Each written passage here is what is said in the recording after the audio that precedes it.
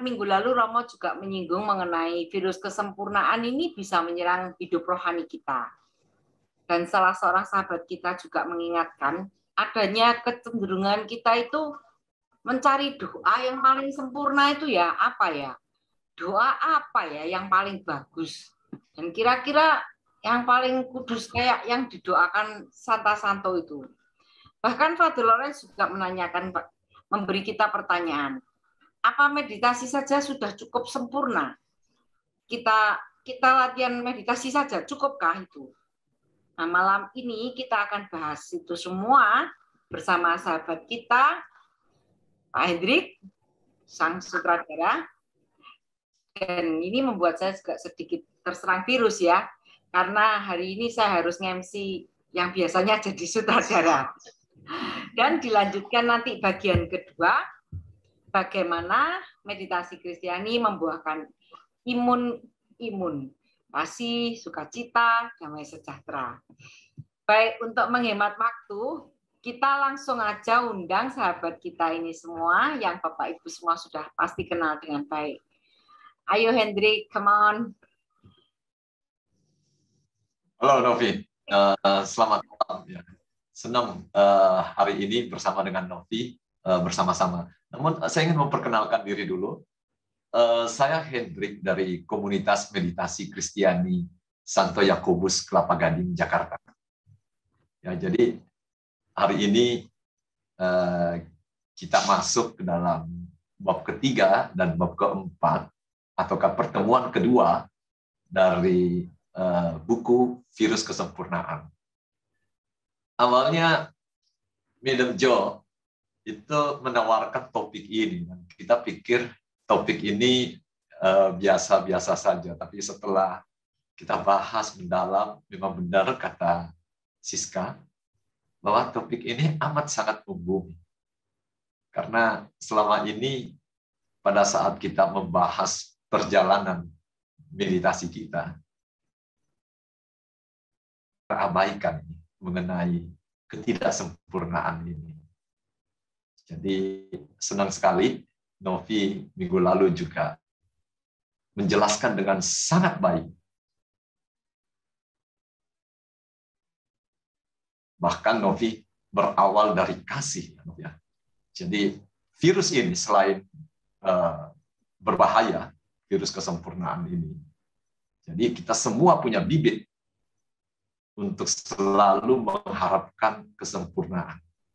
Tetapi kabar baiknya juga adalah bahwa imunnya itu sudah ada di dalam diri kita. Karena Roh Allah hidup di dalam diri kita. Kasih kita. Ya.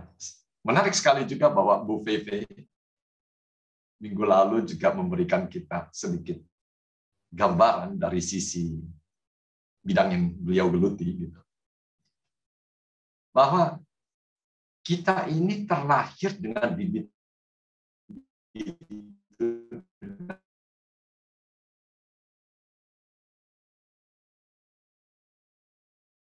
dan dia akan menjadi destruktif, merusak pada saat dia menjadi kompulsif, menjelma menjadi sebuah tindakan.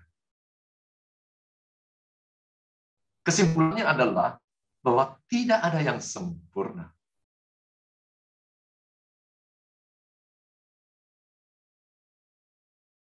Teman kita, Lisa Fernandez, juga memberikan kita sedikit pengalamannya. Pengalamannya mencari, pada akhirnya hanya berujung kepada ketekunan. Ketekunan itu membawa dia menemukan sebuah disiplin yang membawa dia ke dalam damai dan sukacita yang lebih dalam. Romo juga mengingatkan kepada kita di dalam pertemuan ini untuk merefresh kembali ya, minggu lalu. Mungkin teman-teman juga perlu untuk mendengarkan ini kembali, merefresh kembali agar supaya bisa terhubung dengan baik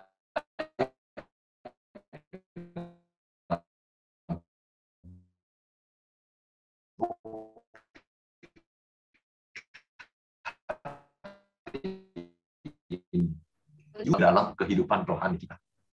Namun sebenarnya pengalaman kita bermeditasi itu sendiri sudah menegaskan kepada kita bahwa kita sungguh tidak sempurna.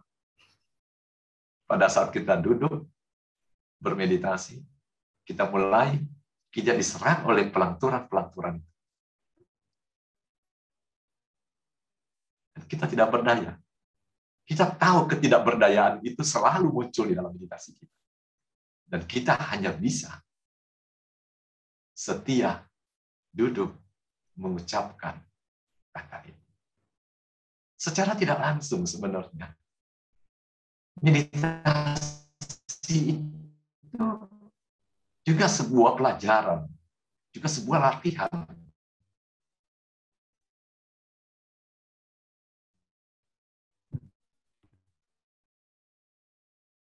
Untuk menghadapi virus yang jadi ada kabar buruknya, virus ini sangat berbahaya. Kabar baiknya bahwa kita sudah punya imun di dalam diri kita. Ya baiklah, hari ini mungkin kita akan meditasi saja sudah cukup ya, Nov, ya. Seperti yang saya bilang. Ya. Jadi menarik sekali bahwa Father Lawrence membuka topik bab 3 ini dengan menyinggung soal kontemplasi sebagai tujuan hidup dan akhir doa. Dari tradisi Kristiani kita belajar bahwa ujung-ujungnya semua doa harus mengarah ke sana. Menjalin relasi pribadi dengan Dia sendiri. Dengan Tuhan sendiri. Kemudian Father Lawrence mengatakan bahwa apa yang Santo Agustinus katakan bahwa agar supaya di dalam doa kita itu ujung-ujungnya adalah kita bisa melihat Tuhan dengan mata batin.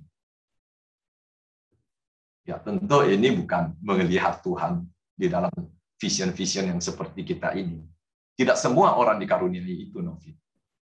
Tetapi kita melihat Tuhan justru di dalam hal-hal yang kecil. Tetapi Father Lawrence juga ajak kita ngintip tuh perjalanan Yerusalem surgawi. Tujuan akhir dari kita. Father Lawrence jelaskan ke kita mengenai kitab Wahyu, apa yang ditulis di sana, bahwa sudah tidak perlu lagi matahari. Tidak ada lagi bait. Yang ada adalah kemuliaannya, dan anak domba itu adalah lampu. Itu tujuan akhir kita. Tetapi kita masih dalam perjalanan. Nah, inilah yang kita akan bicarakan hari ini di dalam perjalanan kita menuju kepada tujuan akhir itu. Nah, bisa nggak Novi bantu saya sedikit menjelaskan mengenai mata batin ini, mata hati. Melihat Allah dengan mata hati. Ya, kira-kira ya Hendrik ya. Kira-kira ini jadi juga mungkin pengalaman tiap orang itu kan ya beda-beda ya. Ya. Baik, meditasi itu kalau kita sering bermeditasi, kita itu merasa kayak lebih bisa hadir, lebih bisa merasa di saat ini kesatuan tubuh kita, tubuh, jiwa dan roh kita itu kayaknya hadir di satu tempat yang sama. Di sini saat ini kita semacam kayak punya rasa kayak grounded, ngakar gitu pada yang namanya realitas. Saya ingat Bu Aru pernah bilang gini, wes pokoknya aku ada. Nah, jadi tubuhku, saya tuh diciptakan, saya tuh benar-benar ada di sini. Ini juga sesuai dengan meditasi itu membawa dimensi tubuh, fisik, jiwa, pikiran, dan dimensi roh. Nah, ini benar-benar satu. Kita tuh merasakan pengalaman, istilahnya kalau dalam bahasa buku-buku meditasi itu pengalaman keberadaan. Nah itu loh. Dari pengalaman keberadaan, kita tuh rasanya nge-ground dengan situasi dan kondisi saat ini, kita tuh jadi real gitu loh, jadi nyata. Dan saat itu terjadi, itu pasti kita tuh ada semacam connect sama sesama, sama sekitar, sama alam, dan sebagainya. Nah, rasa connect itu sebenarnya semacam berarti kita tuh kayak istilahnya bahwa keberadaan kita tuh ada sesama dan ada yang lain. Nah, ini memang ya sulit dijelaskan, Hendrik. Jadi saat itu kita itu baru bisa melihat bahwa oh iya, ada ciptaan yang lain, ada fisik yang lain, dan ada dimensi roh di dalam semuanya, di dalam segalanya. Dari situ kita bisa mulai merasakan kalau kita bisa kontak dengan sesama atau dengan bahkan dengan tumbuhan atau binatang, itu rasanya kita tuh ada kayak bisa saling menyayangi gitu ya. Nah, itu ada dimensi roh dan jiwa di situ. Nah, itu dan kita bisa melihat bahwa itu semua adalah penyelenggaraan ilahi, bahwa itu semua adalah pernyataan dari kehadiran Allah sendiri, bahwa itu semua adalah Allah ingin mengatakan, aku tuh di sini bersama kamu dan aku menyertai dan menyayangi kamu. Kira-kira gitu, Hendrik. Oh ya, itu berarti mata batin kita mulai, indera batin kita mulai. Iya. Tapi tidak dengan khayalan, Hendrik, karena kita juga merasa tubuh kita ini benar-benar ada. Jadi grounded, kita tuh benar-benar utuh gitu loh. Nggak cuma berilusi, wah aku bayang nih ketemu Tuhan, terus ya imajinasi ya. Tapi ini benar-benar real.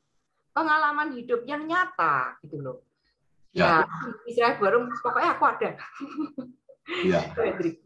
Itulah yang Pak Vincent yang minggu lalu bicarakan bahwa saya sekarang sudah tidak terlalu memakai rasio lagi. Tepat sekali. Benar nggak gitu, Nov? Kita nggak boleh terlalu banyak pakai rasio. Ya, tepat sekali. Jadi saat kita itu mengalami aku ada, dan kita ini semacam kayak bisa melihat semua kenyataan ini seperti apa adanya. Dan kemudian kita mulai seperti hanya penonton saja. Kita hanya seperti penonton, kita juga tidak banyak berprasangka ataupun menganalisa, kita hanya sebagai penonton, kita melihat semuanya apa adanya. Jadi tidak gini, oh kira-kira kayak gitu. Oh, itu pakai prasangka-prasangka kita. Dan kemudian kita membuat teori-teori gitu. Jadi kita bisa melihat apapun keadaannya, apapun boleh dibilang masalah, kalau itu masalah, itu secara clear, secara dengan pikiran yang tenang, yang hening gitu. Jadi ya, kalau Pak Vincent bilang, aku sekarang kok udah banyak mikir ya. Karena kita sekarang berubah, yang dulunya jadi pemikir, merasa semua masalah di dunia harus kita selesaikan, hanya menjadi penonton saja, karena kita bisa menerima keadaan itu apa adanya. Nah, memang begitu toh. Dan kemudian kalau kita tuh lihat dengan jelas, kita akan tahu apa yang memang harus kita perbuat. Karena dorongan kasih itu kan tidak buntu. Lah, dorongan kasih itu mesti keluar. Nah, ini selaras, Hendrik. Jadi apa yang dikatakan dari hati, kasih apa yang harus kita wujudkan, itu sama otak kita itu selaras dan tidak dibelokkan. Jadi tidak terus tak atur karepku dhewe sesuai dengan pikiranku yang budeli. Jadi selaras. Keluarnya pun selaras. Jadi mungkin apa yang kita pikirkan dan apa yang kita lakukan mulai mendapatkan konfirmasi dari batin kita ya. Iya, betul. Itu namanya selaras ya, Novia. Iya. Ya, jadi kadang-kadang kita melakukan sesuatu dan kita rasa ada sesuatu yang kurang gitu. Ada sesuatu yang kurang, kita rasa nggak enak. Ternyata batin kita nggak ini. nggak cocok. Oke, kita lanjut Nov ya. Kita lanjut ya. Jadi tadi kita bicara mengenai kontemplasi. Kita kontemplasi sebagai tujuan akhir kita. Pada akhirnya hanya ada kita bersama dengan kontemplasi itu. Tertinggal itu nanti pada akhirnya. Nah, Father Lawrence dengan cerdik itu menjelaskan juga sehubungan dengan ketidaksempurnaan ini yang ilusi. Kalau ilusi adalah penyebabnya, tentu sisi satunya perlu kita lihat, itu adalah realitas. Dan dia menceritakan pengalamannya dengan begitu bagus. Bagaimana realitas yang dialami di dalam meditasi itu. Itu menurutnya mirip-mirip dengan realitas Ekaristi. Pada saat dia mengikuti misa bersama dengan orang lain. Kita adalah manusia bertubuh, di mana Allah tinggal di dalam diri kita. Tubuh kita itu memang merupakan sebuah realitas kehadiran yang nyata dan penuh. Tubuh kita nih, yang seperti yang Bu Arum ngomong. Yang tadi, saya ada. Dan itu menurut John Wayne, itu adalah karunia meditasi yang paling besar. Saya ada. Jadi tubuh kita adalah realitas kehadiran yang nyata dan penuh. Tetapi sama nyata dan penuhnya dengan kehadiran Roh Allah dalam diri kita dan sesama. Ya. Sama. Jadi saat kita mengalami keberadaan kita, secara otomatis kita juga tahu bahwa yang lain juga ada. Dan sumber dari keberadaan itu, sang ada itu juga ada. Nah, di dalam meditasi itu yang kita alami, dan luar biasanya, menurut pengalamannya Father Lawrence ini, beliau juga di dalam misa mengalami itu.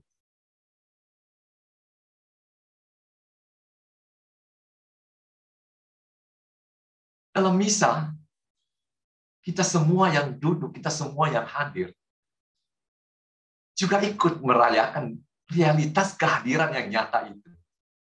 Bahkan dengan seluruh penghuni surga, no? Betul. Ikut dalam perjamuan menyambut tubuh Kristus dalam piala yang satu dan sama itu. That's Yerusalem. Itulah Yerusalem. Itulah Yerusalem. Dan Father Lawrence bukan ngomong begini, ingin mengatakan bahwa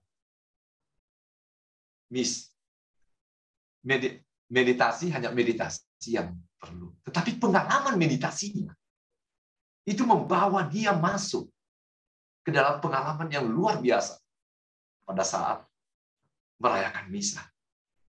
Yang dia namakan sebagai perayaan mistik cinta. Dan memang kita tahu bahwa kita sering menyebutkan Ekaristi itu, misa itu sendiri sebagai sebuah sakramen persatuan, di mana kasih mempersatukan kita semua. Itulah yang kita akan bahas ke depan nanti. Bagian dari keberadaan itu, kasih. Nov, saya ingin sharing sedikit mengenai bagaimana meditasi yang saya dengar dari satu kelompok kecil yang pernah saya kunjungin gitu. Saya pernah hadir di sana, seorang ibu itu ngomongnya begini. Saya mengikuti Legio Maria ini sudah sejak saya muda. Ibu ini mungkin sekitar 60-an tahun begitu. Tetapi setelah saya mengikuti meditasi, saya bisa merasakan arti dari kata bersama Maria mengikuti Yesus. Bersama Maria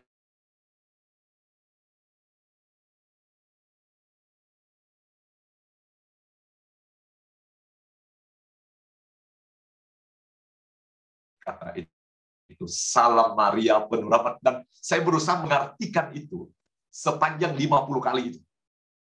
Dan saya merasa terganggu sekali dengan itu. Saya merasa mengikuti itu dengan berat.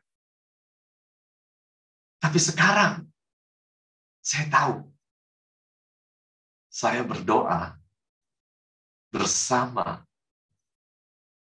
dengan bunda saya yang juga bunda Yesus menuju kepada Yesus. Ini memperlihatkan bahwa meditasi kita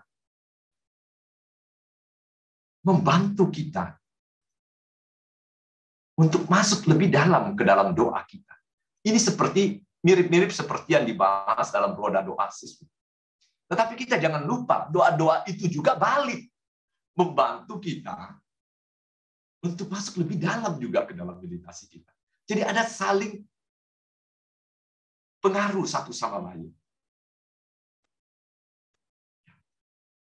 Tetapi yang paling penting mungkin adalah keinginan kita kadang-kadang yang ingin mengejar kesempurnaan di dalam setiap doa yang kita jalani. Banyak dari mereka-mereka yang baru bergabung di dalam kelompok setelah mengikuti siswi mengatakan, saya takut, saya sering cemas, khawatir. Di dalam pertemuan-pertemuan kelompok 1, pertemuan 2, pertemuan 3, mereka begitu berapi-api. Bagaimana meditasi itu bisa membantu mereka. Tapi 2-3 bulan kemudian kita sudah tidak melihat lagi mereka di dalam kelompok. Cara kita memandang cara berdoa kita, disiplin harian kita, itu kita tahu bahwa perjalanan, no shortcut, tidak ada jalan pintas.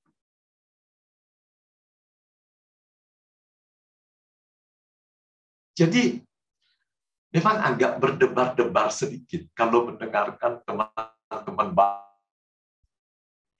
dalam pertemuan kelompok baru gitu ya. Kalau mereka ngomong, saya sangat senang mengikuti meditasi. Inilah jalan yang benar-benar ini. Itu menimbulkan juga satu harapan, tapi satu ini juga. Keinginan untuk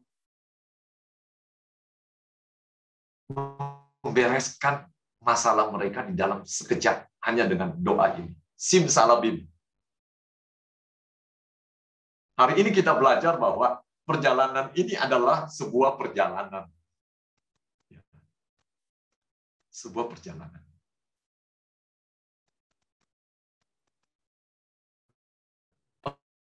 Oke, itu tadi mengenai keinginan kita yang kadang-kadang ingin sempurna juga dalam menjalankan ini.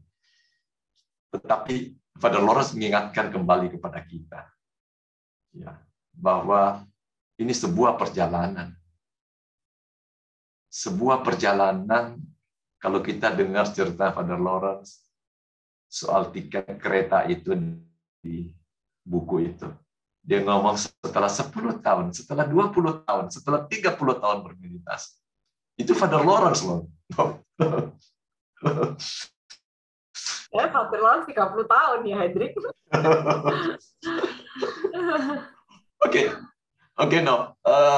Jadi setelah kita ini datang dengan disposisi batin di dalam doa kita, saya menerima segala ketidaksempurnaan saya.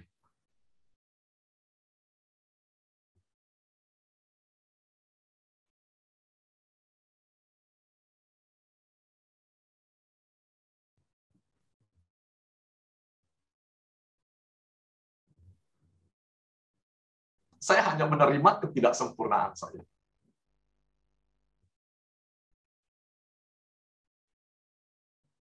Hanya ada, seperti yang Novi tadi ngomong, hanya ada satu pusat keberadaan sebagai sumber dari segala yang ada. Dan itulah realitas yang kita temukan dalam meditasi kita. Bahwa tidak ada yang nyata di luar Allah. Bukan dari mendengar, bukan. Dari pengalaman kita sendiri bermeditasi. Bukan dari membaca.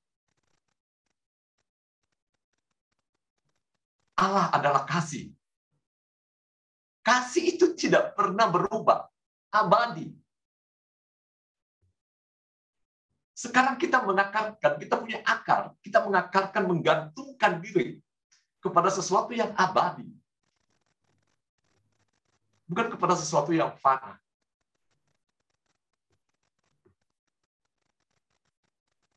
Dan kasih itu di dalam kondisi keseharian kita. Itulah damai dan sukacita Kristus.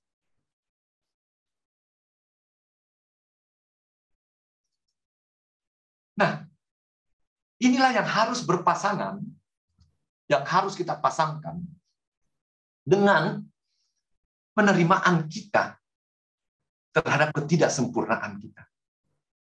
Bahwa kita bergantung kepada kasih, kita tahu bagaimanapun kita tidak berdaya, bagaimana kita tidak sempurna sekalipun juga, kita tidak kehilangan hubungan dengan damai dan sukacita ini.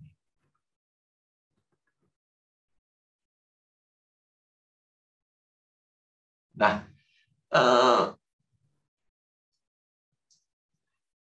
Nov, saya boleh nggak kita panggil Bruder Bayu? Oh, Bayu, saya pernah kemarin kita mendengarkan penjelasan Bruder yang luar biasa. ya, benar, setuju Hendrik. Dia Ya. cerita tentang damai sejahtera dan sukacita. Mantap deh. Silakan, Bruder. Ya, baik. Terima kasih Pak Hendrik, juga Ya. Bapak Ibu semuanya. Senang bisa ketemu ya di tempat ini. Pertama-tama itu saya itu senang sekali loh dengan panitia ini. Para awam yang mencoba untuk saling berbagi. Kalau dulu itu ada istilah pastor sentris, harus romo, imam, kemudian biaran, biarawati, tapi sekarang ada gerakan awam untuk berbagi. Terus saya melihat prosesnya juga mereka ini bergulat dengan virus kesempurnaan juga ya. Ada, wah nanti gimana ya? Kalau ngomong nanti kalau keliru gimana? Kalau nggak jelas, bikin pusing bagaimana gitu. Nah, lalu disadari bahwa virus kesempurnaan itu ternyata juga sedang digeluti pada saat ini. Kemudian sekarang ini saya melihat sharing ini sebagai bentuk keinginan untuk berbagi. Jadi tidak dihantui oleh rasa takut yang artinya itu akan menghilangkan damai sejahtera dalam diri kita. Nah, omong soal sukacita dan damai di bab 4 ini, itu Pak Loren sudah merumuskan dengan baik bahwa sukacita dan damai yang dicari oleh setiap manusia itu disebut kebahagiaan dan kedamaian. Dan kita semua mencari itu. Tidak ada orang yang tidak mencari kebahagiaan di dalam dunia. Nah, tapi kita juga mesti sadar bahwa kita ini tinggal di dunia yang punya banyak standar. Bahkan sejak kecil orang tua kita, lingkungan kita, itu juga menanamkan standar kebahagiaan di dalam diri kita.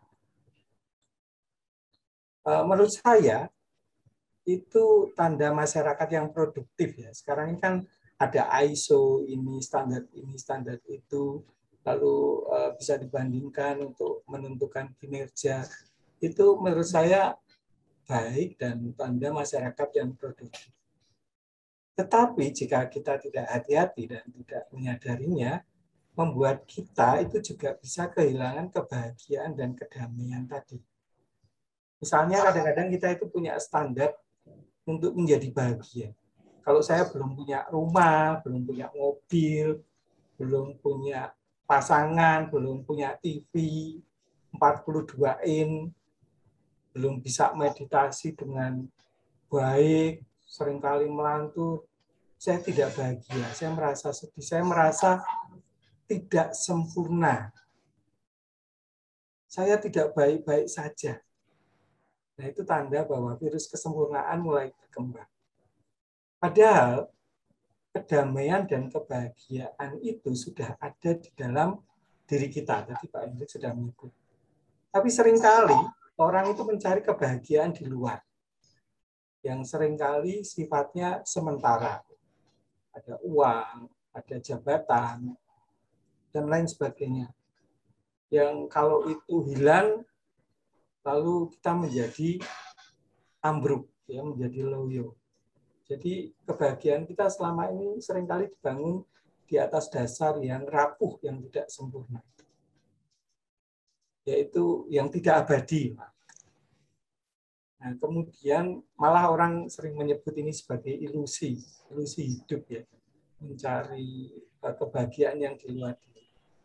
Nah, di dalam meditasi itu menurut saya kita belajar menemukan kembali bahwa sumber damai sejahtera yang sejati, sumber kebahagiaan itu adalah Allah sendiri. Dalam meditasi kita menyadari jati diri kita sebagai putra-putri Allah. Menjadi pribadi yang dikasihi. Dan kadang-kadang dalam meditasi itu saya merasa sukacita tanpa sebab, ya. Menjadi penuh gitu. Seperti tempat gelas yang disiram air itu oleh kasih Allah itu. Dan kalau kasih itu meluap, orang-orang bisa ikut merasakannya melalui senyuman kita, kemudian sapaan kita, dan juga saling berbagi seperti ini wujud sukacita kita. Nah, lalu dalam tradisi Kristiani, kehadiran sukacita dan damai Kristus dalam diri kita itu yang menuntun kita semua ke sana itu adalah semata-mata karena rahmat, berkat, bukan hasil dari suatu teknik, metode. Bukan karena kita menjadi orang yang sempurna dalam kehidupan duniawi kita, atau bukan karena kita mematuhi semua peraturan, taat SOP, sehingga kita lalu menjadi sempurna, nanti jadinya seperti orang Farisi. Nah, belajar dari itu, bahwa itu semua sebenarnya adalah rahmat. Kalau kita bisa meditasi dengan baik, itu rahmat. Itu membuat kita belajar untuk menjadi pribadi yang rendah hati. Lalu kalau esok harinya itu kok saya tidak seperti kemarin, ya, kok meditasinya sekarang lebih tidak fokus gitu. Ya, itu mengajak kita untuk bergantung sekali lagi pada rahmat. Nah, kalau kita menemukan ini, lalu kita melihat kehidupan ini juga sebagai rahmat. Semua yang diberikan pada kita, rumah, ya, kendaraan, harta, uang, apapun, itu juga rahmat. Sarana. Untuk apa? Untuk berbagi kasih. Untuk membuat dunia menjadi lebih baik dengan berbagi kasih itu. Lalu dengan demikian, saya merasa kita juga belajar sedikit demi sedikit untuk tadi yang dikatakan nerimo, mampu berdamai dengan situasi kehidupan, berdamai dengan diri sendiri, dengan kerapuan, dengan hidup saya yang tidak mancung misalnya, dan lain sebagainya, dengan sesama, dengan Tuhan. Jadi semua yang kita dapat adalah rahmat, sarana untuk hidup dan berbagi kehidupan. Nah itu, jadi sekali lagi sukacita dan damai itu ada di dalam diri sendiri. Meditasi adalah sarana untuk menemukan itu kembali. Kemudian sedikit menyinggung tentang kontemplasi tadi, ya. Tadi dikatakan dengan sangat bagus, kontemplasi itu tujuan hidup dan tujuan dari semua doa. Nah, ada lagi yang merumuskan bahwa kontemplasi itu, hidup kontemplatif itu adalah hidup dengan kemampuan untuk melihat yang sejati dari balik semua hal, atau menemukan Tuhan di dalam segala hal, dalam situasi, alam, manusia, peristiwa. Nah, kontemplasi seperti itu. Jadi kelihatannya Pak Hendrik, tapi dalam kacamata kontemplatif saya melihat Allah hadir, berbagi kasih, berbagi sharing semacam ini. Nah, kemudian dengan penerimaan ini lalu kita menjadi pribadi yang utuh.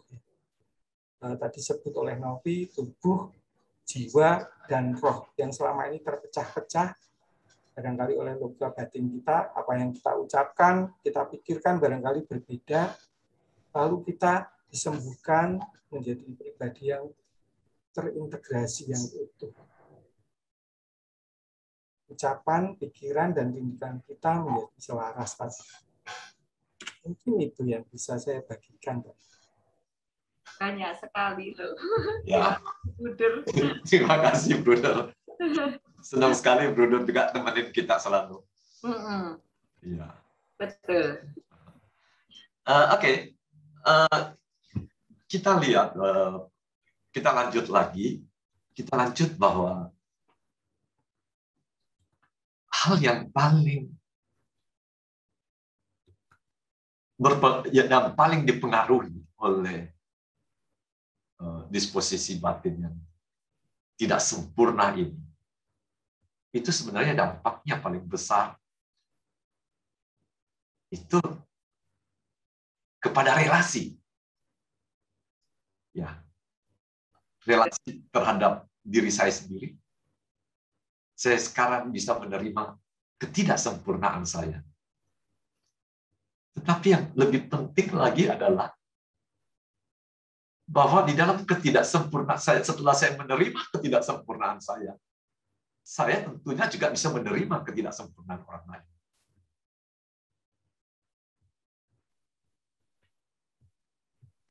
Dan saling menerimakan ketidaksempurnaan itu kasih yang luar biasa. Kasih itu bisa nampak di sana dengan sangat jelas dari ketulusan itu.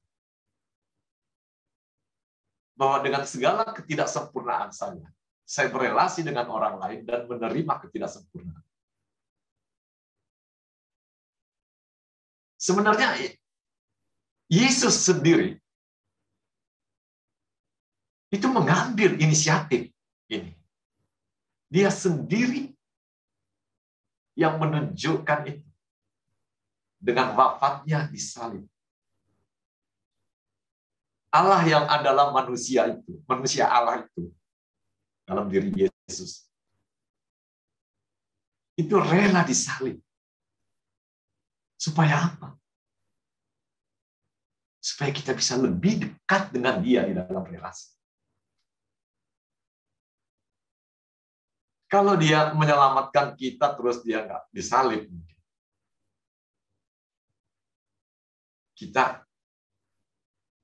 kesempatan kita untuk menjalin hubungan lebih dekat dengan Dia itu sedikit ini. Kalau Yesus dari salib, Hendrik, itu kayak itu lakonnya Marvel atau apa superhero gitu. Ya, ya. Jadi Yesus dengan disalib itu dia menunjukkan empatinya pada manusia, sungguh-sungguh bahwa dia mau menerima, mestinya Maha Kuasa ya, tapi dia tidak mau memakai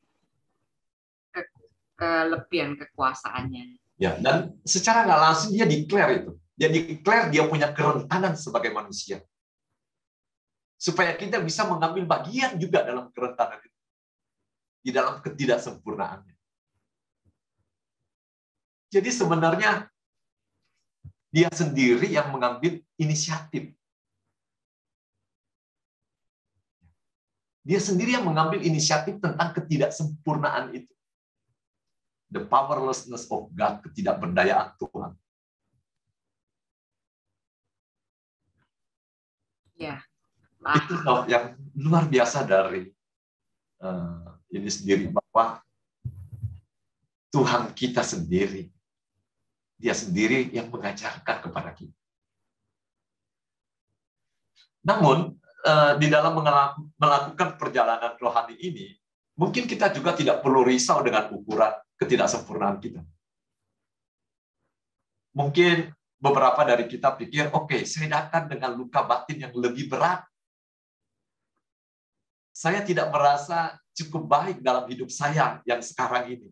Tidak cukup suci menurut orang, tidak cukup religius menurut orang.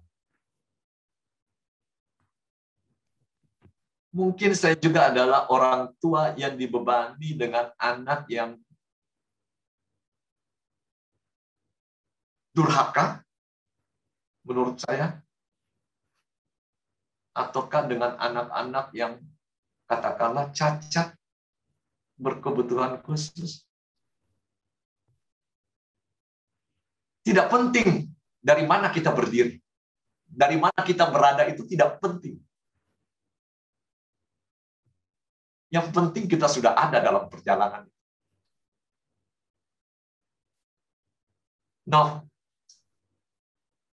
Mungkin Novi punya kisah bagaimana Yesus menunjukkan bahwa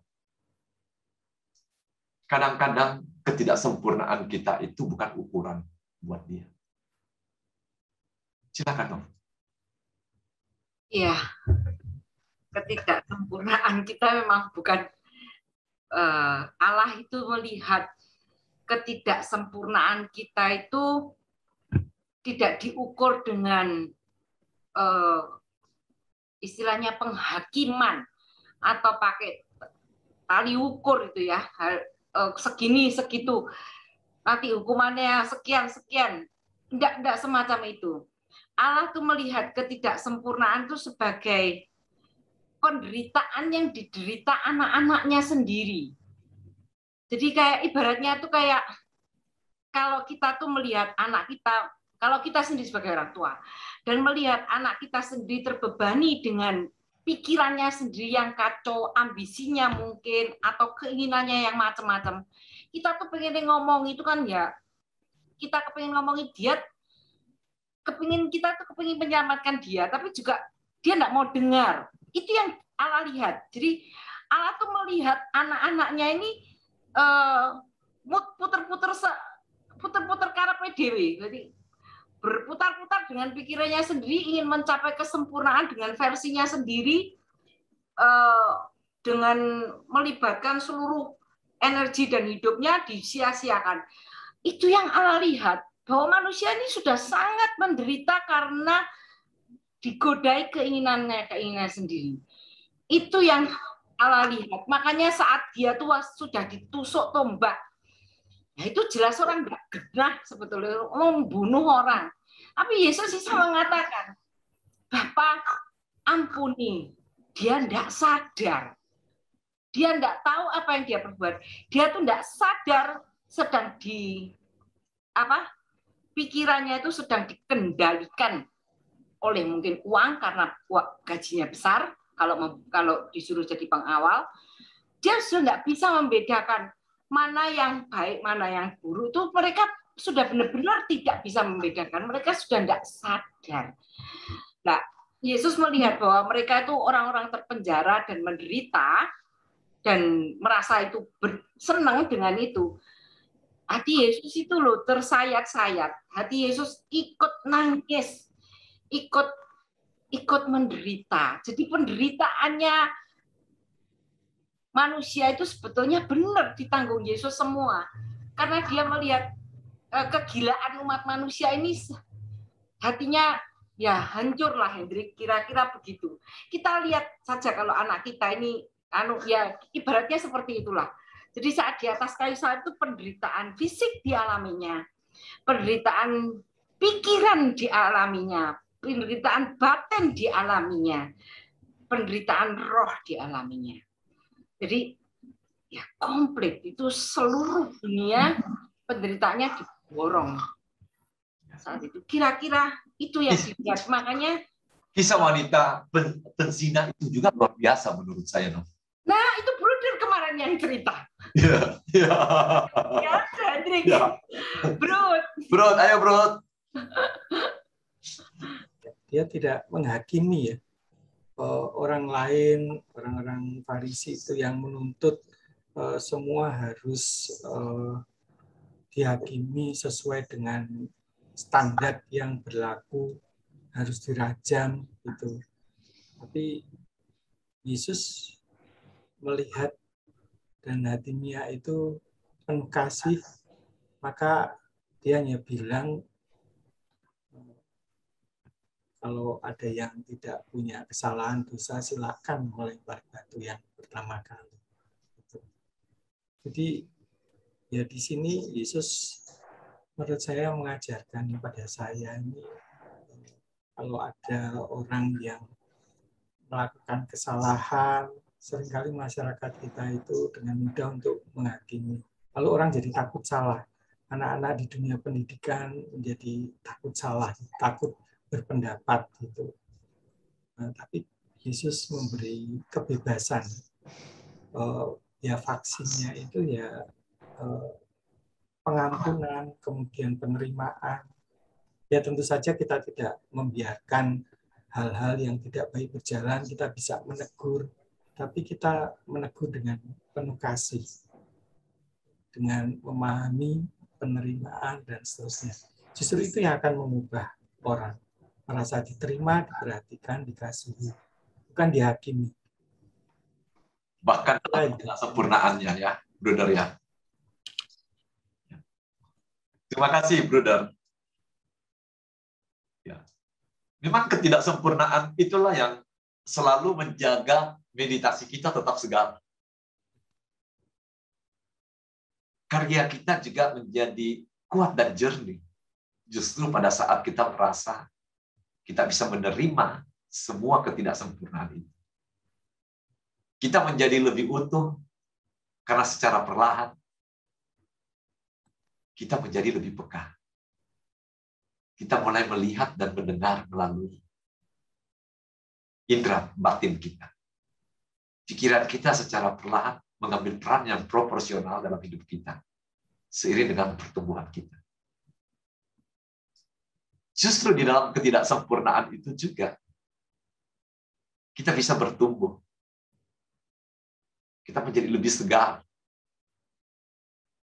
Mungkin di dalam kesempurnaan dunia kita mengenal kesuksesan, di mana semua bisa kita kontrol, di mana semua bisa kita kuasai, di mana orang-orang menghormati kita, di mana orang-orang memuji kita. Itu adalah simbol-simbol dari kesempurnaan dunia. Tetapi dalam melakukan perjalanan rohani dan lain-lain, perjalanan rohani dan impact ke dalam kehidupan kita sehari-hari, karena cara berdoa kita itu pasti mempengaruhi cara hidup kita, itu betul-betul dipengaruhi oleh cara doa kita. Kalau Romo minggu lalu bicara tentang kesempurnaan versi dunia itu, di mana kita selalu dalam kondisi bersaing dan lain-lain, bisa merembes masuk ke dalam kehidupan rohani kita. Sebaliknya, kehidupan rohani kita yang kita dalam segala kelemahan kita, namun kita sudah dalam perjalanan kita, itu juga bisa masuk ke dalam cara hidup kita. Justru yang kita cari adalah bagaimana yang kita dambakan adalah bagaimana justru kita bisa bertumbuh saja. Tidak peduli dari mana kita muncul, dari mana kita memulai. Yang penting kita sudah dalam perjalanan. Ya, di akhir sharing ini saya akan sharing sedikit mengenai pengalaman saya 5 tahun yang lalu pada saat mengikuti pertama kali masuk ke dalam kelompok mingguan. Suara saya bisa terdengar jelas? Karena internet saya nggak stabil di sini. Oke ya, terdengar jelas ya? Jelas, masih jelas. Seorang meditator senior itu meditator yang sudah lebih dulu bermeditasi itu membagikan sebuah doa yang begitu membekas di dalam perjalanan saya berikutnya. Sebuah doa yang mungkin kita sudah banyak dari kita yang kenal. Serenity Prayer. Doa ini kurang lebih ngomong begini. Bapa, berikanlah saya keheningan hati untuk menerima apa yang tidak bisa saya ubah. Tetapi, berikan saya keberanian untuk mengubah apa yang dapat saya ubah. Dan rahmat untuk membedakan keduanya.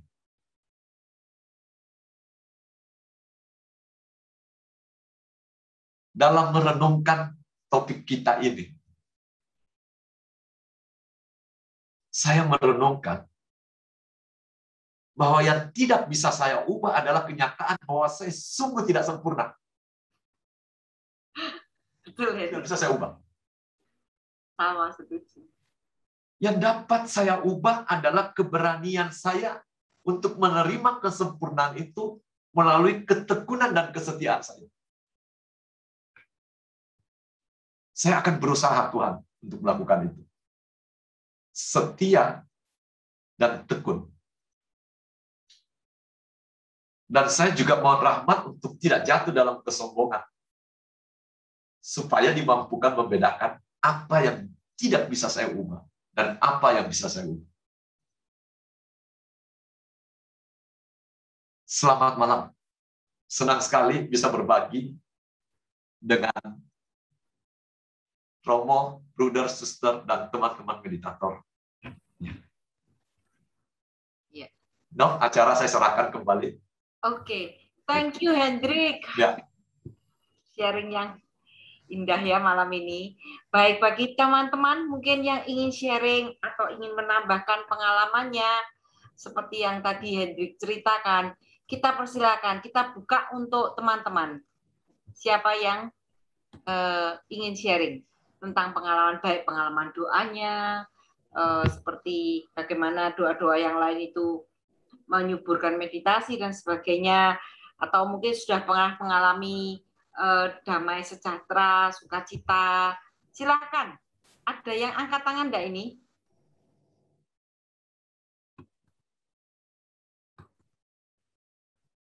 Sebentar saya lihat ya. Silakan, enggak apa-apa, kita terbuka. Pak Sumartana ya kayaknya. Pak Sumartana atau Bu Arum juga. Jadi ini Pak Sumartana sebentar, kemudian Bu Arum ya. Oke, silakan Pak Sumartana, tolong host di Pak Sumartana di pin. Oke. Pak Sumartana tolong dibuka mic-nya. Bisa Mas Seno bisa bantu saya buka? Bentar. Oke. Silakan Pak, dibuka mic-nya Pak. Ya. Silakan Pak Sumartana. Nama saya Sumartono dari Depok. Selamat malam Pak Hendrik. Selamat malam Pak Sumartana, senang ketemu lagi. Baik. Saya mau sharing. Kalau saya tidak sharingkan, takut saya terlanjur salah jalan.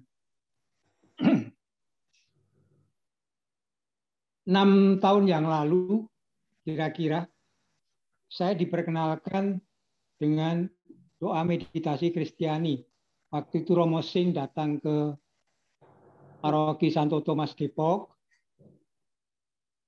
menawarkan Cegwik, tetapi paroki tidak mau menerima, lalu dilempar ke stasi Bunda Maria Ratu. Kebetulan pada saat itu lansia lagi mengadakan pertemuan. Lalu yang namanya lansia, kalau mengenal doa itu kan iya aja katanya. karena orang tua itu senang berdoa. Ya. Waktunya sudah dekat.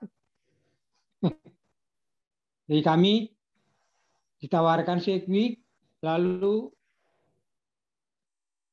kami mengadakan Sigwik. Bu Kindawati waktu itu yang menjadi promotornya, dan kami mengikuti dengan kira-kira 80 orang lah yang mengikuti, cukup banyak.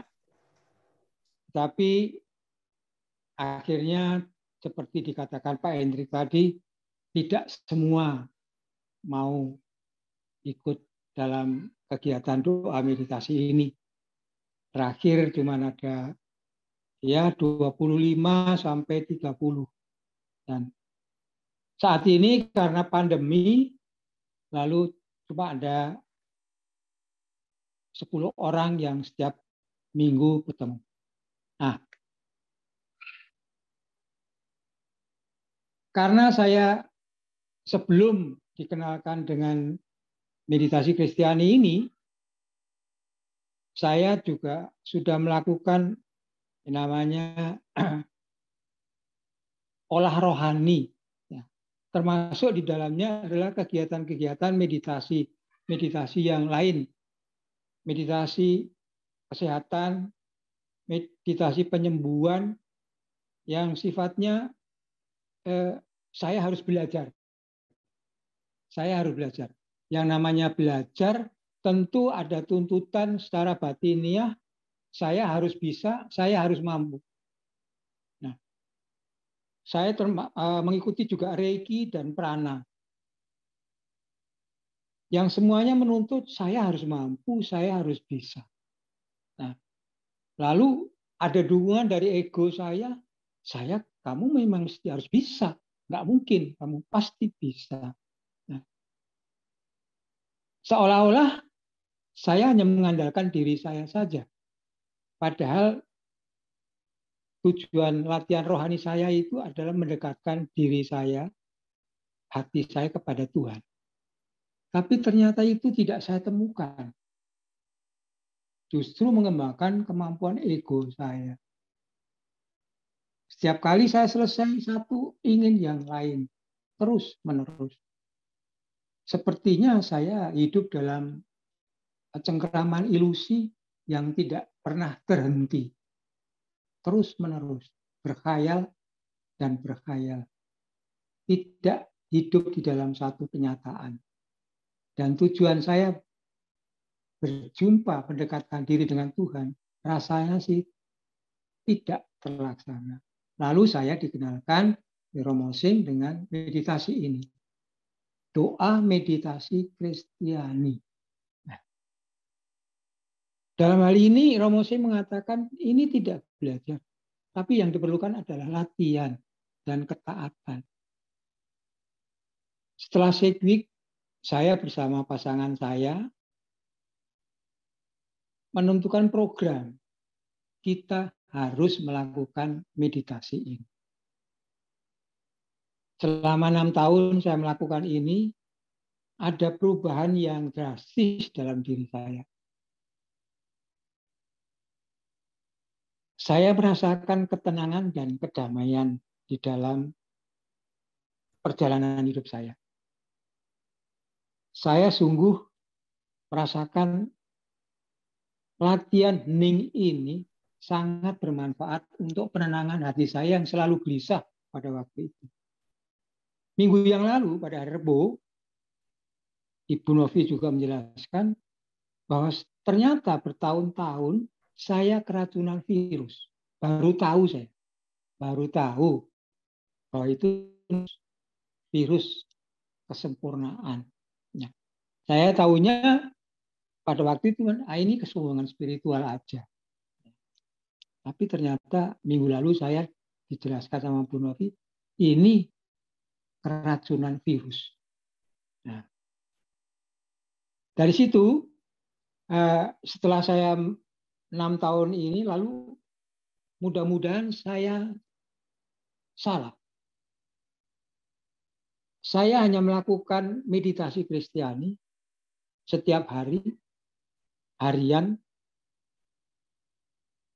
Dan di samping meditasi, doa meditasi Kristiani, saya juga melakukan doa yang menghadirkan semua komunitas, yaitu Ekaristi, harian maupun mingguan. Itu pilihan saya, tidak ada yang lain. Karena saya merasa pada saat Ekaristi itu, semua orang punya tujuan yang sama. Tidak neko-neko, satu fokus, yaitu kehadiran Tuhan. Ini yang saya lakukan. Sementara doa-doa yang lain, kecuali doa yang melekat dalam kehidupan saya seperti Malaikat Tuhan, doa Rosario, itu melekat bagi saya. Doa-doa yang lain saya lakukan sesuai dengan keperluan saat itu. Bagi saya merasa sungguh damai dan tenang kalau saya mampu melakukan Ekaristi harian pagi hari dan meditasi 2 kali sehari. Bahkan kadang-kadang 3 kali pada waktu sekarang ini masa pandemi saya berjemur sambil meditasi. Aduh rasanya tuh tenang sekali. Itu yang saya lakukan. Mohon koreksi kalau saya salah, supaya saya tidak salah jalan. Terima kasih. Terima kasih Pak Sumartana. Novi lihat sharing yang sangat indah, sungguh kesaksian yang akan meneguhkan teman-teman semua. Bisa meditasi 3 kali sehari, kemudian dari yang dulunya merasa cemas dan sebagainya. Tidak ada yang salah dan bisa menemukan damai sejahtera di dalam latihan doa ini sungguh sesuatu yang kita semua juga ya kepingin dapat buahnya itu juga kisah tentang itu tadi Ekaristi, kesaksian Pak Sumartana benar-benar nyata dari apa yang diceritakan Hendrik tadi, sebuah peneguhan dari materi hari ini juga. Terima kasih banyak Pak Sumartana, berkah dalam. Salam ya, Bu. Saya selalu Pak Sumartana selalu hadir bersama Ibu dan begitu setia. Iya. Ya, sama dengan acara-acara sebelumnya, kalau tidak salah menari bersama bayang-bayang gelombang 1 ya, Medepjo ya. Ya, Bu Sumartana selalu setia sekali menemani, tapi selalu berdiri duluan di posisi yang sama selalu Pak Sumartana. Jadi Pak Sumartana yang selalu mengambil inisiatif dan kita walaupun tidak pernah ketemu terasa begitu dekat dengan Bapak dan Ibu Sumartana. Ya, terima kasih Pak Sumartana dan Ibu. God bless. Ya, God bless. Ya. Berikutnya tadi Bu Arum sudah angkat tangan. Bu Arum, monggo Bu Arum. Sebentar, Pak. Unmute ya. Halo Bu Arum. Sudah. Sudah. Selamat malam Pak Hendrik. Selamat malam Bu Novi. Terima kasih. Ya, terima kasih saya diberi kesempatan untuk sharing pengalaman ya. Virus sempurna ya, virus kesempurnaan. Sebenarnya ini menjadi satu proses perjalanan hidup saya yang mana meditasi itu betul-betul menjadi sarana, tapi juga doa dan menjadi penuntun bagi saya. Ini jauh sebelum membuka komunitas meditasi di Keuskupan Agung Samarinda. Jauh sebelum semuanya ini menjadi satu peristiwa realitas dalam arti ketidaksempurnaan itu. Seperti yang disaringkan oleh Pak Hendrik dan juga Bu Novi tentang ketika kita sudah bisa menerima ketidaksempurnaan itu, luar biasa. Sangat menjadi kita melihat segala sesuatu dalam sisi yang berbeda.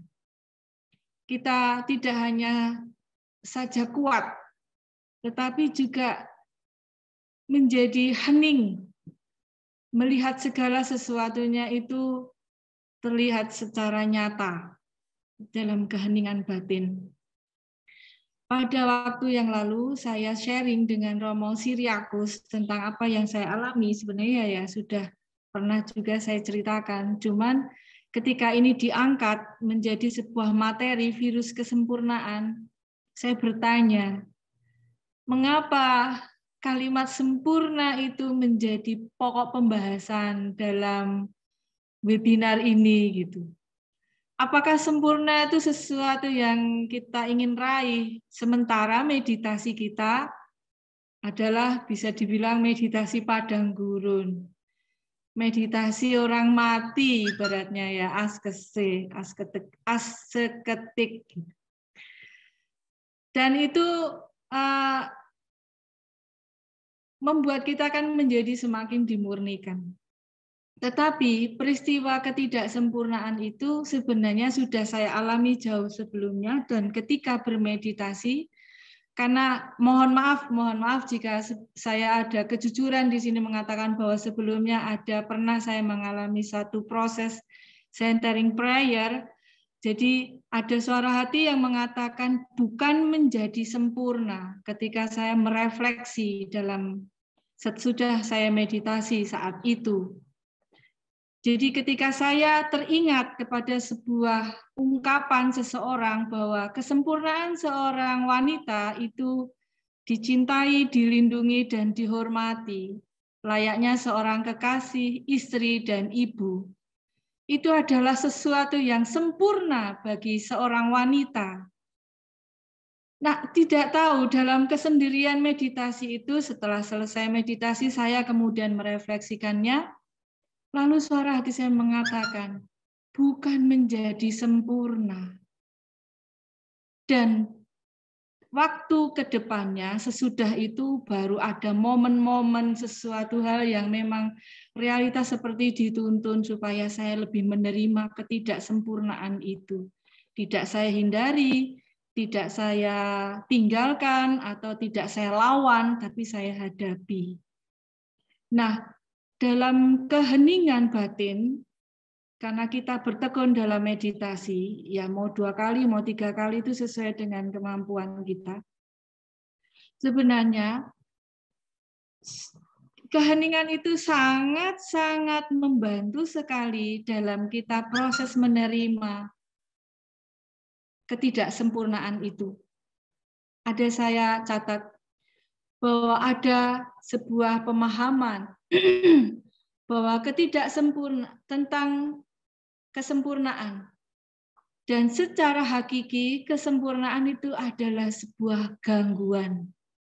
Mohon maaf, mungkin ini ada yang tidak menganggap gangguan, tetapi bagi saya itu menjadi sebuah gangguan. Bukan menjadi sempurna. Kita dikondisikan bahwa kita dalam perjalanan adalah perjalanan yang menerima. Menerima sama seperti halnya Maria Magdalena. Ya tadi, kalau Maria Magdalena dalam kisah tadi, Yesus, ya, siapapun yang tidak berdosa, dia yang pertama kali melempar. Tapi dalam pengalaman saya, ketika Maria Magdalena menjumpai Yesus di pemakamannya, yang dia sangka itu adalah tukang kebun.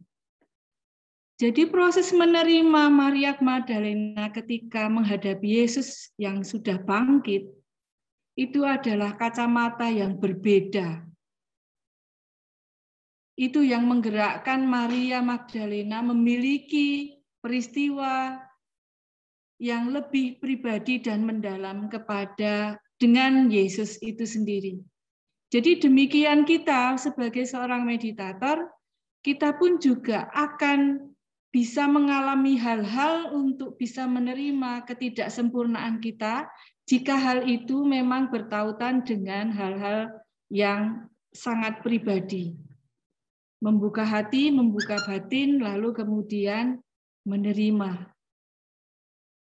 Lalu kemudian, ya, meditasiku merupakan meditasi yang terus-menerus dengan ataupun gangguan. dengan atau tanpa gangguan batin maupun ingatan akan kesempurnaan.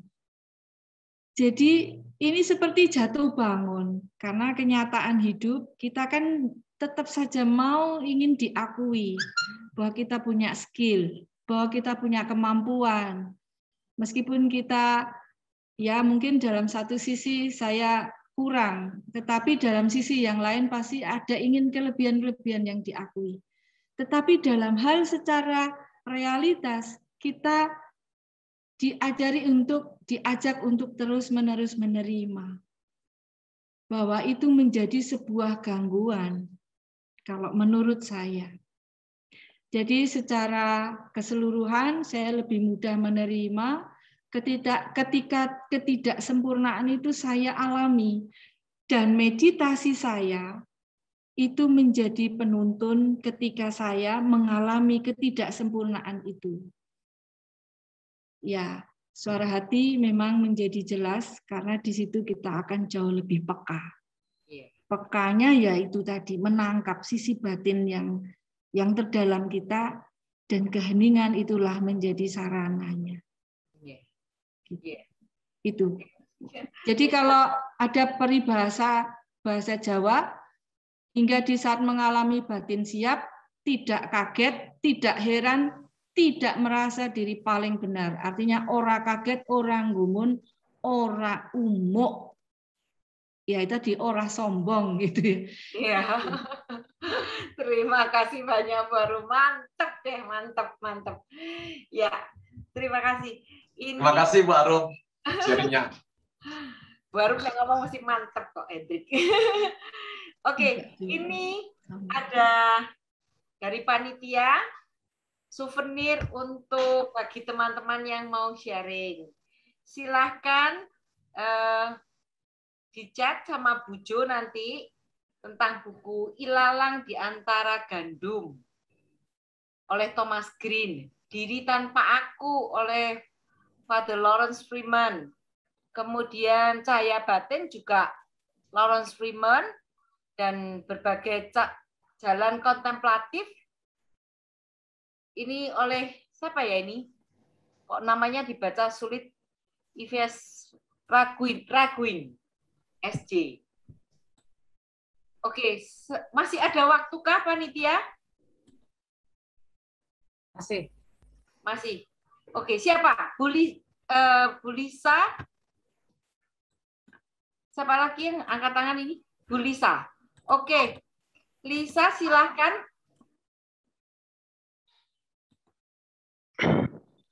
Baik, selamat malam. Jika saat ini kita sedang berbicara tentang virus kesempurnaan, tentu berkaitan dengan hal duniawi. Kalau secara singkat saya ingin mengatakan bahwa bisa dikatakan bahwa mungkin kesempurnaan dalam hal rohani itu sangat perlu kita pahami dulu gitu, kita bedah dulu kesempurnaan yang mana yang virus kesempurnaan yang terkait dengan duniawi dan yang mana kesempurnaan yang wajib kita jalani, karena ini kesempurnaan rohani ini juga diperlukan untuk menunjukkan sebuah ketaatan dalam menjalankan seluruh kehendak Allah. Mengapa saya selalu banyak berusaha untuk menyampaikan begini, karena bagi saya perlu sharing segala perbuatan saya yang dulu yang banyak dosa dan banyak masalah dalam menghadapi hidup ini. Jadi saya pikir kita manusia itu perlu memahami bahwa ada kesempurnaan lain yang perlu kita capai, yaitu kesempurnaan rohani itu, yaitu ketaatan. Karena ada satu hal penting yang mana manusia itu mungkin tidak sadar bahwa dalam diri mereka itu mereka memiliki suatu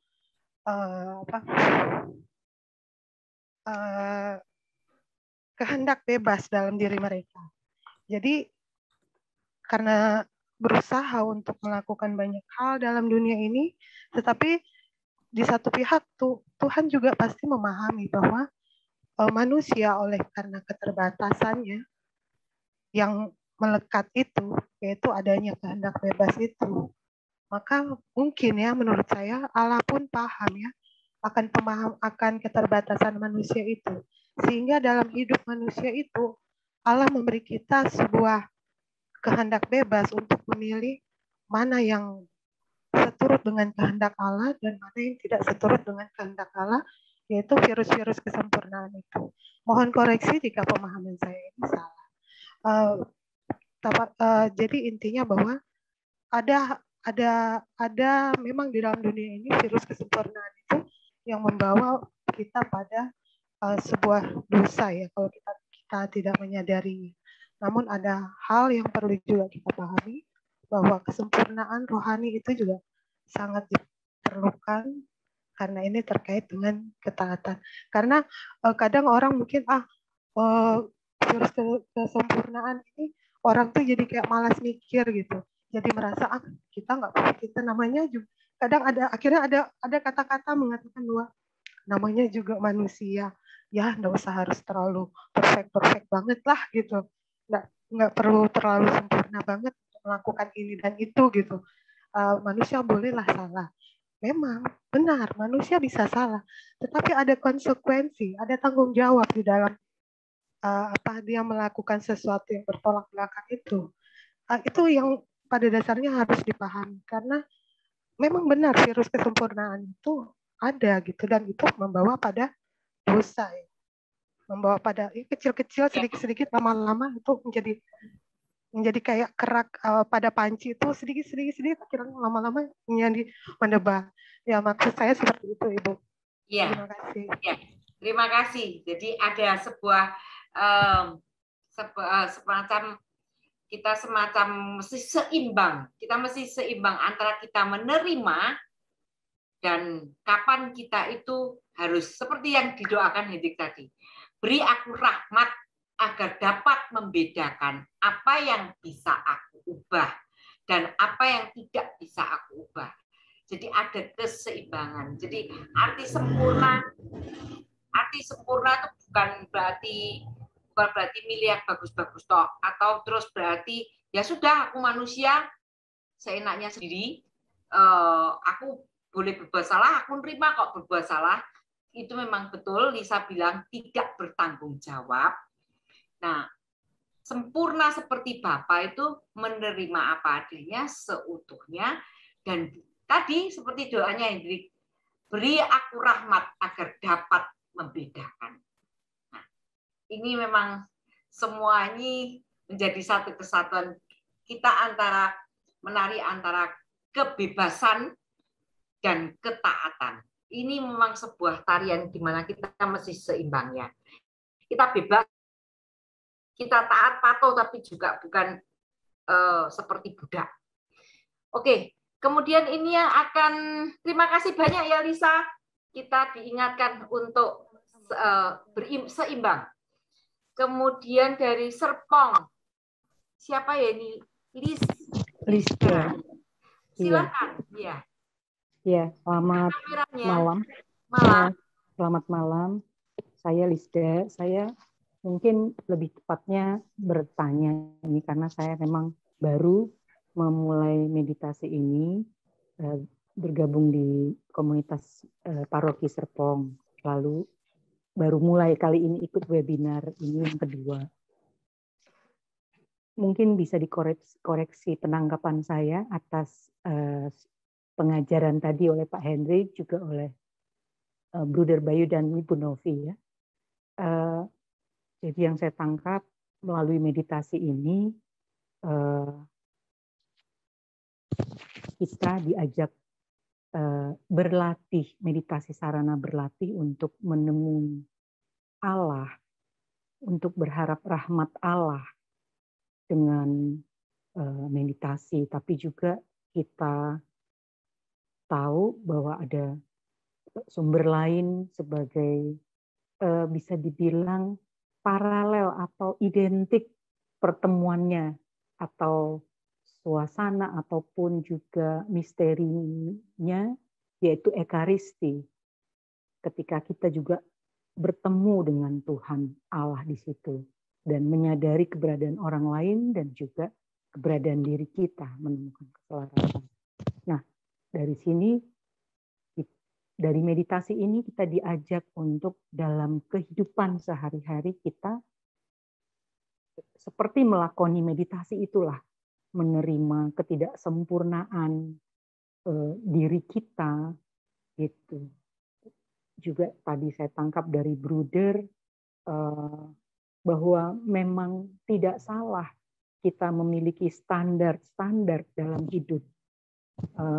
Saya sebagai ibu, saya mungkin dipengaruhi, sangat mungkin dipengaruhi oleh apa yang sudah diajarkan oleh keluarga, orang tua, juga masyarakat. Standar apa yang harus saya capai bersama keluarga terhadap anak-anak dan sebagainya. Tapi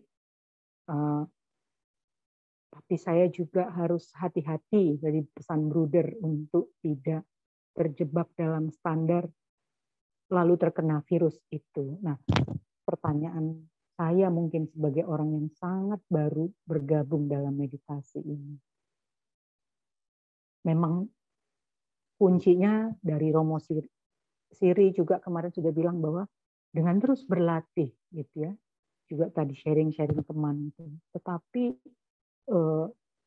bagaimana kita ya, mungkin saya terlalu naif menanyakan bagaimana tips praktis bisa dibilang untuk menghalau godaan untuk sempurna itu, karena ternyata baru saya sadari sejak minggu lalu mendapat sesi dari Bu Novi itu, ternyata saya hampir setiap hal itu ada standar yang saya buat.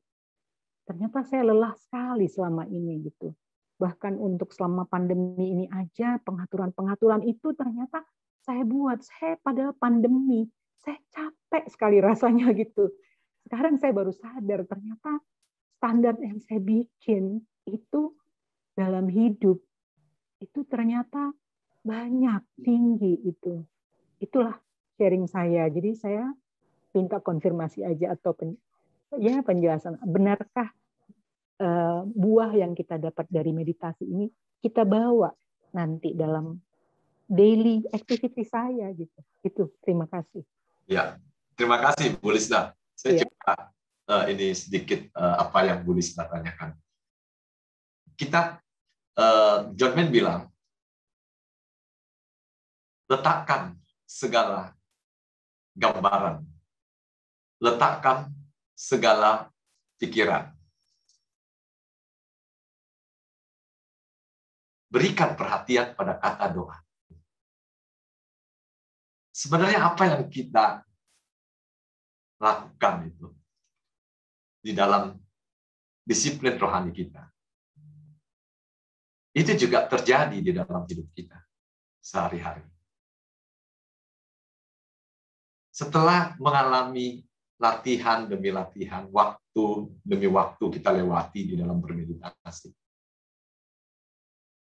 kita jadi tahu sedikit demi sedikit apa yang penting, apa yang tidak.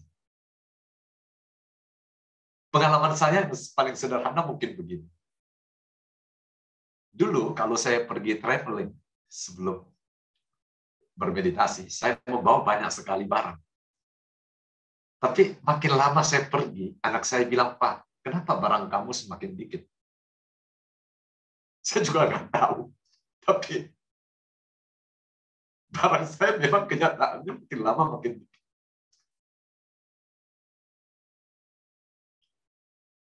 Itulah yang tapi itu proses, Bu Lisda. Saya juga mendengarkan ini dari teman-teman yang lain juga di dalam pengalaman di kelompok kecil, bahwa bagaimana meditasi itu membantu kita untuk melihat segala sesuatunya dengan lebih sederhana. Dulu waktu pertama kali ikut meditasi, istri saya ngomong begini, "Benar kamu mau ikut meditasi?"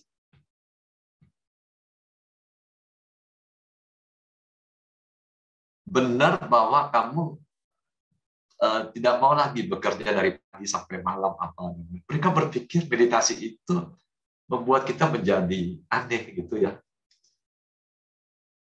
Padahal kata Suster Pia pernah dalam satu pertemuan, bermeditasi 2 kali sehari tidak cukup membuat Anda menjadi seorang rahib. Meditasi itu adalah urusan biasa aja, urusan menjadi manusia. Kembali menjadi ini. Justru meditasi itu di dalam prosesnya dan lain-lain, cara berdoa kita memang benar, kata Bapak Padan Guru. Sedikit demi sedikit merubah cara hidup kita.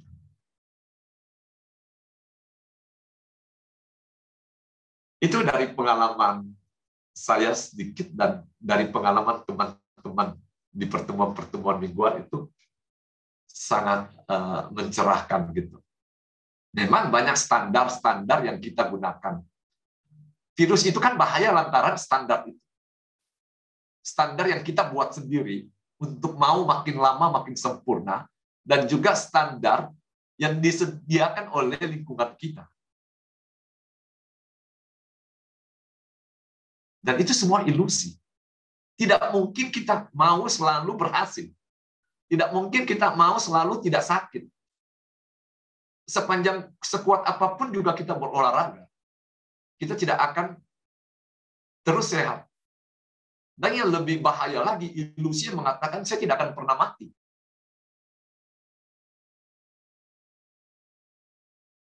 Termasuk saya cuma mau mendengar hal-hal yang mau saya dengar. Melihat hal-hal yang mau saya lihat. Meditasi membantu kita melihat realita itu. Bahwa walaupun hal yang tidak mau saya lihat muncul, saya masih terhubung dengan pengalaman damai dan sukacita itu. Memang saya takut di dalam menghadapi pandemi ini. Teman-teman kita yang bergelut dengan sakitnya, teman-teman yang bahkan meninggalkan kita. Siapa yang tidak takut? Takut. Tapi kita segera terhubung. Kita juga bisa terhubung dengan yang kokoh itu. Bahwa itu bukan akhir dari segalanya. Mungkin begitu, Bu Lista. Ya, Bu Lista menyadari begitu banyak standar dan lain-lain, dan Ibu gelisah. Terima saja semuanya itu. Dan lakukan 2 kali sehari. Ya, terima kasih. Mungkin itu yang bisa saya inikan. Dari Bu Novi dengan Bruder mungkin. Ini ada Bu Ivon Chandra ya, dari Jakarta yang angkat tangan. Silakan Bu Ivon.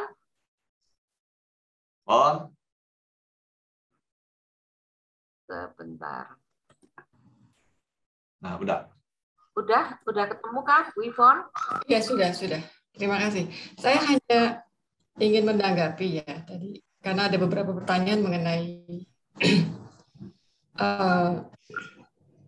seakan-akan standar itu menjadi tidak baik gitu. Kalau menurut saya ya tadi sebetulnya lebih ke arah keseimbangan.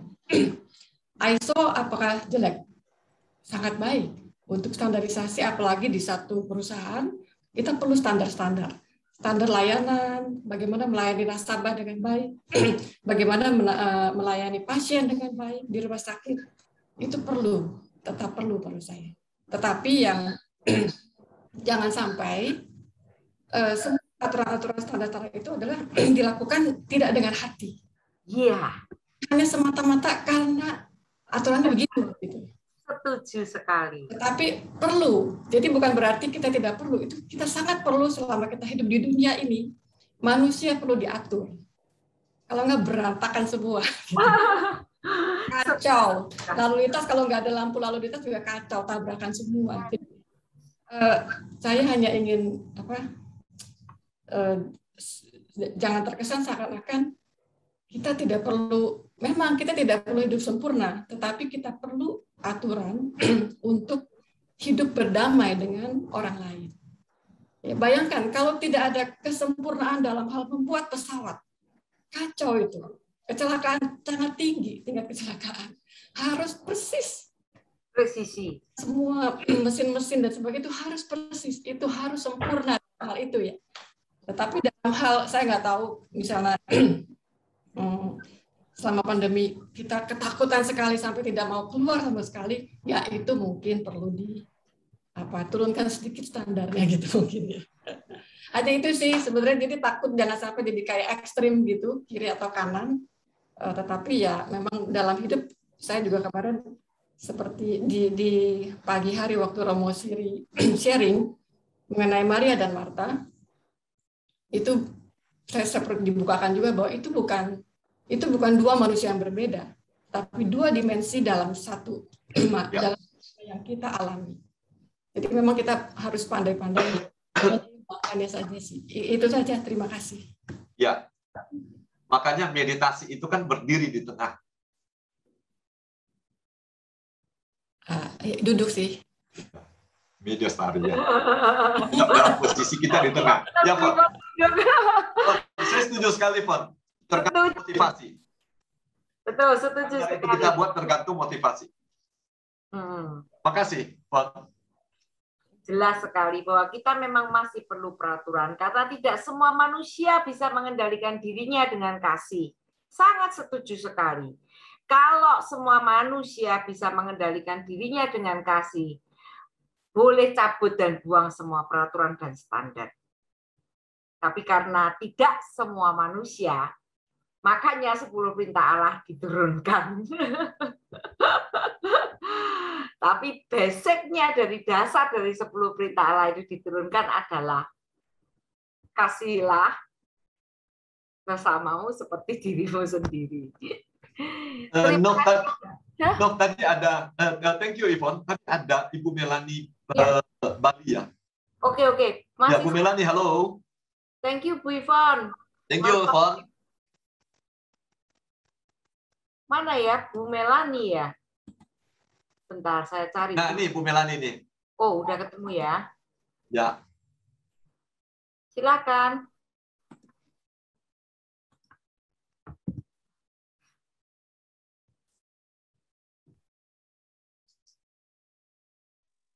Suara saya terdengarkah?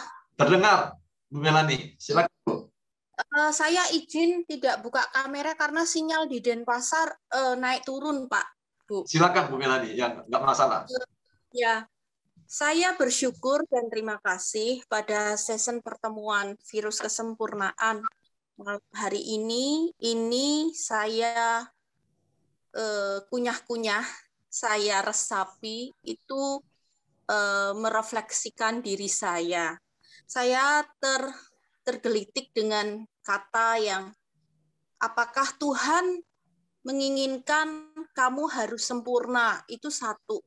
Yang kedua itu tentang bagaimana cara Tuhan itu mengajak saya untuk belajar hidup hidup tidak menuntut. Hidup menerima meskipun yang kamu hadapi itu tidak seperti apa yang kamu inginkan. Jadi sedikit saya sharing, mungkin ini sharingnya saya dengan kehidupan saya sebagai ibu rumah tangga. Saya kemarin selalu memberikan suatu aturan yang menurut pemikiran saya itu sempurna menurut saya kepada anak-anak saya. Di mana anak-anak harus mengikuti aturan, waktunya makan, waktunya belajar, semua. Jadi saya membuat suatu tatanan itu menurut pikiran saya itu baik. Dan itu sempurna. Ternyata saya melihat itu tidak menjadikan damai sejahtera bagi anak-anak saya. Jadi saya banyak dikomplain yang jelas. Kenapa Mama selalu menginginkan harus seperti ini, harus seperti itu. Nah, dengan adanya virus kesempurnaan ini, jujur seperti apa yang dibicarakan sama Bruder Bayu tadi, saya merasa kayak ditampar, Bruder. Maaf ya, Bruder. Saya diingatkan. Jadi Melanie yang Tuhan inginkan, Tuhan tidak menginginkan Melanie sempurna seperti apa yang ada di pikiran Melanie, tetapi bagaimana Melanie bisa berperan sebagai mama yang penuh kasih, yaitu menerima anak dengan segala kekurangannya, itu dengan lebih mengasihi dan lebih memahami apa dan bagaimana pertumbuhan anak. Itu adalah rahmat. Jadi jika saya bisa menyimpulkan dari bacaan saya bahwa dengan meditasi itu mengubah saya menjadi pribadi yang lebih gini ya. Saya lebih bisa sabar, saya lebih bisa nerimo, saya menerima rahmat dan kerendahan hati, tidak mudah tersinggung, lebih bisa relevan dengan kenyataan, lebih bisa menerima semuanya itu dengan tanpa menuntut. Jadi saya merasa ada damai sejahtera, itu yang saya alami. Dan meditasi benar-benar menuntun saya supaya saya bisa mengecap, menyentuh, merasakan bahwa Tuhan itu selalu menyertai saya, memberikan kekuatan saya. Tanpa saya harus menuntut semua itu harus sempurna. Itu saja sih, mungkin sharing saya nggak bisa bagus-bagus, tetapi saya ingin men-sharingkan bahwa di dalam kehidupan saya sehari-hari saya mengalami banyak perubahan karena keheningan. Mengalami salah itu hadir dan selalu ikut menyertai setiap pelayanan saya dimanapun. Itu aja Bapak saya Bu ya. Syukur kepada Tuhan ya. Iya, terima kasih Melanie menguatkan. Baik, karena waktu juga kita harus berpisah ya, dan Novi ucapkan terima kasih banyak kepada semua sahabat meditator malam ini akan kebersamaan kita malam hari ini.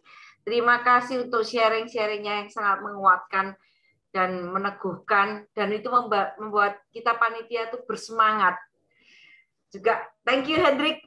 Terima kasih Novi, terima kasih semuanya. Juga tambah banyak Brother Bayu, dan juga teman-teman meditator semuanya. Kepada tim panitia, tim teknis di belakang layar, dan juga tim pemateri yang ikut mikir bagaimana penyampaian materi ini. Terima kasih teman-teman semua. Terus sampai jumpa kita minggu depan, jam dan tanggal yang sama, hari Rabu 6 Oktober 18.30. Baik, kita tutup pertemuan malam ini dengan kembali menyatukan hati kita untuk berdoa komunitas. Bagi yang ingin berdoa bersama, silahkan dibuka mic-nya. Dan mohon Romo Puput untuk nanti memberi berkat penutup. Baik. Dalam nama Bapa dan Putra dan Roh Kudus. Amin. Semoga kelompok meditasi ini menjadi rumah spiritual yang sejati bagi yang membutuhkannya. Seorang sahabat di saat kesepian, penghiburan bagi yang mengalami tekanan. Semoga mereka yang berdoa di sini dikuatkan oleh Roh Kudus untuk melayani semua yang datang dan menerima mereka sebagai Kristus sendiri. Di dalam keinginan ruangan ini, semoga semua yang menderita korban kekerasan dan tekanan batin di dunia ini menemukan kekuatannya yang menghibur, memperbarui, dan memberi semangat. Semoga kenikmatan hati kita semua, baik laki-laki maupun perempuan, kepada citra Allah. Sehingga dengan demikian kami saling mengasihi, mengalami damai, dan berlaku adil sesuai dengan martabat manusiawi. Semoga keindahan dari kerahiman ilahi memenuhi setiap hati mereka yang berdoa di sini dengan harapan dan kegembiraan. Semoga semua yang datang di sini diringankan masalah manusiawinya dan meninggalkan tempat ini dengan bersyukur atas anugerah hidup yang telah diterima. Doa yang sederhana ini kami ucapkan dengan perantaraan Kristus Tuhan kami. Amin. Amin. Mohon bersamamu. Semoga kita sekalian senantiasa diberkati Allah yang Maha Kuasa, Bapa dan Putra dan Roh Kudus. Amin. Terima kasih Romo. Terima kasih.